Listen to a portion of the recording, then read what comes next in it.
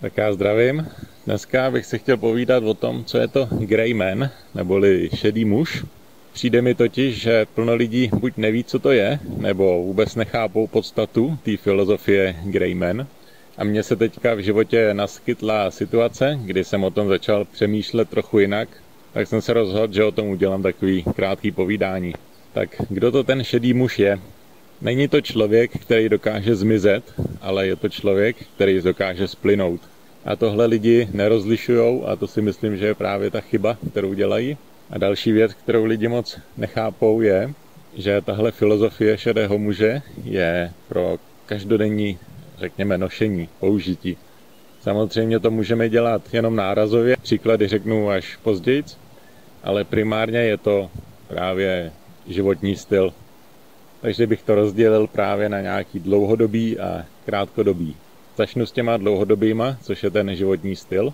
Celá ta filozofie je o tom splynout s davem. Ale nejenom s davem, ale i se sousedama, kolegama v práci a obecně s celou společností. Plno lidí si myslí, že když jsou ty prepři, tak musí chodit všude v maskáčích, mít taktický batoh, kudlu za pasem a být každou chvíli připravený na to utíct do lesa a tam dělat nějaký partizánský akce. A teď si asi představte takovýhleho člověka, prepra, jak se na něj asi dívají sousedi, když každý den vychází z baráku, no z domu, s kudlou za pasem, v maskáčích. Celý panelák nebo všichni sousedí okolo v barácích si na ně budou ukazovat a říkat si, co je to za blázna. A hned vedle něj bude bydlet prepper, šedý muž, který bude vypadat úplně jako všichni ostatní, bude nosit úplně stejné oblečení jako ostatní a bude si na takovýhleho člověka ukazovat se všema ostatníma. A když se stane opravdu nějaký takovýhle problém, kam myslíte, že všichni lidi půjdou? No přece půjdou za tím člověkem, který dával roky najevo, že je na takovouhle situaci připravený a má jídlo, suroviny, nástroje na to, aby takovouhle situaci přečkal. Takže jak být teda šedý muž? Jak jsem řekl už několikrát, člověk musí splynout. Vybavte si schválně vaši poslední cestu z práce, jestli jste jeli autem, vlakem, kolik lidí si pamatujete ze zastávky, z toho vlaku, z obchodu, kde jste nakupovali. Dost možná jste potkali stovky lidí a možná si vybavíte 5 z nich. Takže o co se takový šedý muž snaží, je zapadnout do té stovky lidí. A to začíná například oblečením.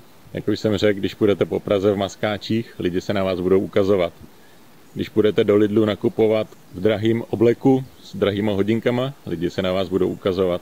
Oblečení bylo od začátku věku taková známka statusu a lidi se na oblečení koukají a soudí vás podle vašeho oblečení. Další věc, samozřejmě chování. Když budete někde v městě nebo třeba v lese a bude tam nejmenovaný člověk, bude chodit tam a zpátky, bude cukat hlavou doleva doprava, koukat se kolem sebe, tak se na něj automaticky podíváte a automaticky se vám uloží v hlavě. Ne jako ty další desítky lidí, který jste potkali a vypadali úplně normálně, měli třeba košík s houbama nebo venčili psa. Další věc k tomu chování je třeba oční kontakt. Oční kontakt je hodně důležitá podprahová komunikace nás, lidí. To je další věc, která se vám takhle uloží do paměti. Stejně tak komunikace, ústní komunikace. Jakmile si s někým začnete povídat, tak už tvoříte nějaký to pouto, na který člověk špatně zapomíná. Zase určitě si všichni pamatujete na prodavačku, která se s váma začne třeba vybavovat. Takový ten small talk se říká anglicky. Tomu se taky vyhnout, pokud to zase není v nějakých pravidlech té společnosti. Například se sousedama, když se vás na něco budou ptát, jak se máte a to, tak samozřejmě odpovíte, abyste zapadli. A to je taková ta, jak já říkám, dlouhodobá filozofie toho šedého muže. Nehrát si na nějakého nebezpečného prepra, který je na všechno připravený, ale prostě zapadnout do té společnosti a přesto být připravený. Potom jsou tady, jak já bych řekl, krátkodobí šedí muži, ale to je trochu jiná filozofie, dá se využít jinde, než třeba na místě toho vašeho působení nebo bydliště. A tam už můžeme mluvit kromě toho splynutí i třeba se zmizením. A ta krátkodobá bych řekl, že to je právě to, co si lidi myslí, že ten šedý muž je. Já řeknu pár příkladů, jsou to samozřejmě hypotetické situace, já nikoho k ničemu nenavádím. Představte si, že jste zadlužený, na dveře vám klepe exekutor, nebo máte bývalou manželku, která se s váma soudí o peníze na děti a vy máte nějaký vedlejší příjem který nikde nepřiznáváte a chcete jet na dovolenou. A na té dovolené třeba v té zemi chcete zůstat díl, než máte vyřízený víza, třeba víc než řekněme 3 měsíce. Tak třeba v takovýchto situacích se chcete stát tím šedým mužem, o kterým ty lidi právě mluví. V dnešní době a moderní společnosti plný technologií je to relativně těžký se takhle schovat a zmizet, protože když si chcete koupit například letenku, tak hned jste zaevidovaný, hned máte nějaký bankovní převod, který se dá dohledat.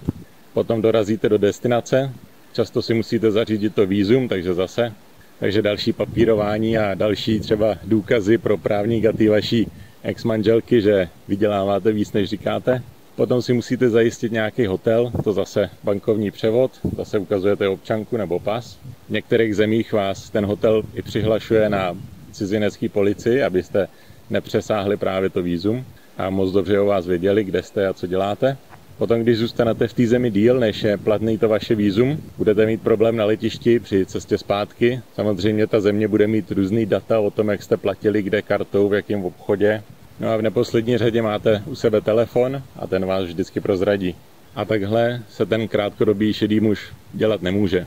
Naštěstí jsou tady způsoby, jak se to dá dělat. Vybrat si hotovost a jet stopem, kam se vám zachce. Na místě si koupit ten nejlevnější telefon a předplacenou SIM kartu, protože nejenom SIM karta a telefonní číslo se dá vystopovat, ale i telefon jako takovej se dá vystopovat, protože má svoji unikátní adresu a číslo. No a když jste takhle v zahraničí, dojeli jste tam stopem, máte cash, máte ten telefon, tak si můžete začít hledat ubytování. Jsou na to různé aplikace. Jmenují se například Couchsurfing, to znamená, že jakoby budete spát u lidí na gauči, nebo Walkaway, to znamená, že si vás někdo jakoby v úvozovkách najme, abyste mu pomáhal, například dostavit dům a za to vám dá nějaké ubytování, popřípadě jídlo. Auto si samozřejmě pronajmout taky nemůžete v zahraničí, protože to je na občanku nebo na pas. Takže všude musíte jezdit veřejnou dopravou nebo tím stopem nebo třeba taxíkem. No a potom se třeba zase stopem vrátíte domů. A takhle si užijete dovolenou, aniž by o tom kdokoliv věděl. A tomu já právě říkám ten krátkodobý šedý muž. A to je to, co si lidi právě myslí, že ten šedý muž je. Já, jak jsem řekl, tak mám trochu jiný názor, že ten dlouhodobý šedý muž je právě to, o čem bychom si měli povídat. A ten krátkodobý šedý muž je něco, co čas od času člověk třeba využije podle situace.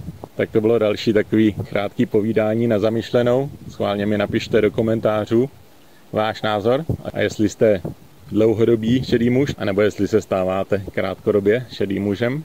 A u dalšího povídání zatím čau.